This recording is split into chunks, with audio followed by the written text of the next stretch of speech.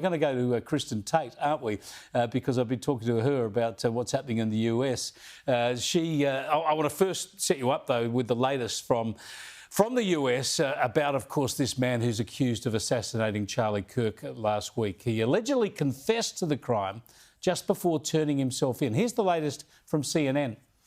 Chilling new messages revealed by the Washington Post about the suspect in the Charlie Kirk assassination. 22-year-old Tyler Robinson reportedly writing, quote, "Hey guys, I have bad news for you all." Going on to say, quote, "It was me at UVU yesterday. I'm sorry for all of this." The Washington Post reporting the message appeared to be a confession to friends in the social and gaming app called Discord and sent Thursday night, just hours before Robinson's arrest. Another area of interest and help to authorities so far has been Robinson's roommate.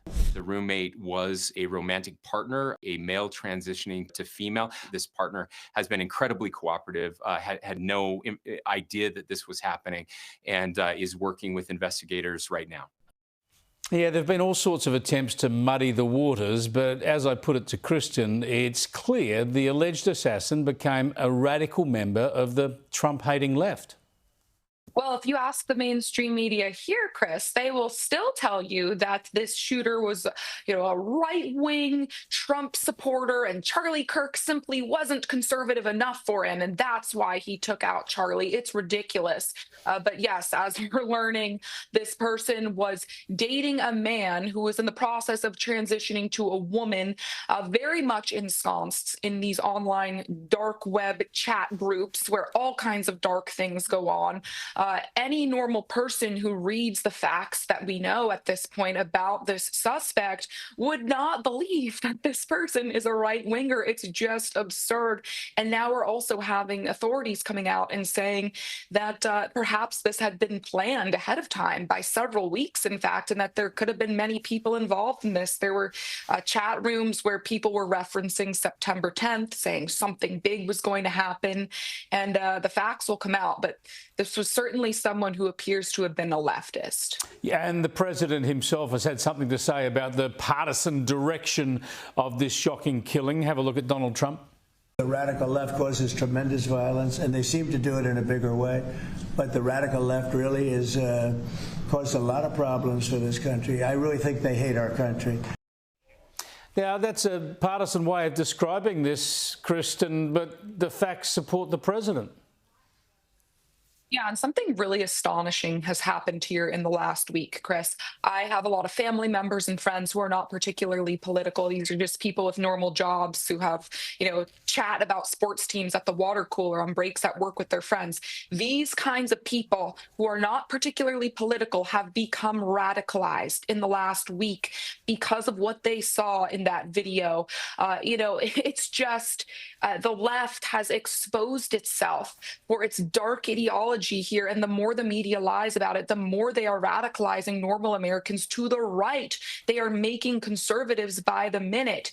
For some people, it was the BLM riots that burned down the country that made them conservative. For some, it was seeing our president, Donald Trump, nearly get assassinated. But for many people, it was this video of Charlie Kirk being shot in the neck mid-sentence that made them turn on the left for good and say, "I will never vote for a Democrat again." It's been a truly astonishing week in this country.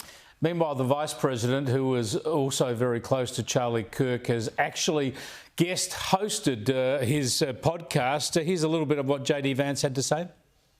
Every single person in this building, we owe something to Charlie.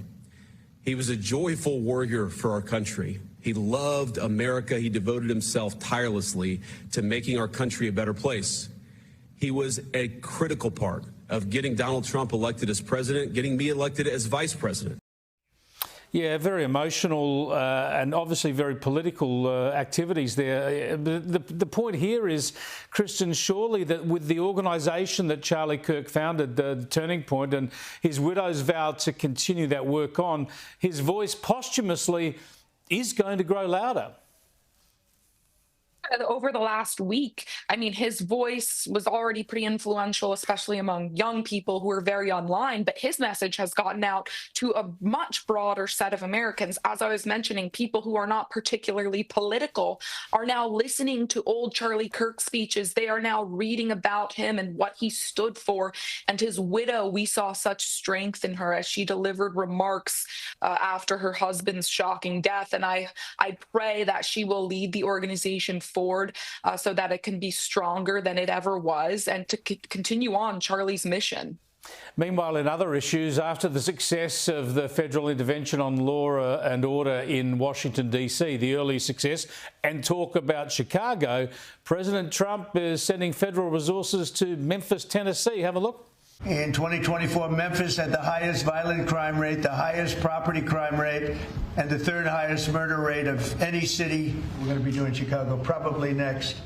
There's much more to unfold here. Let's hope it helps these cities, Kristin.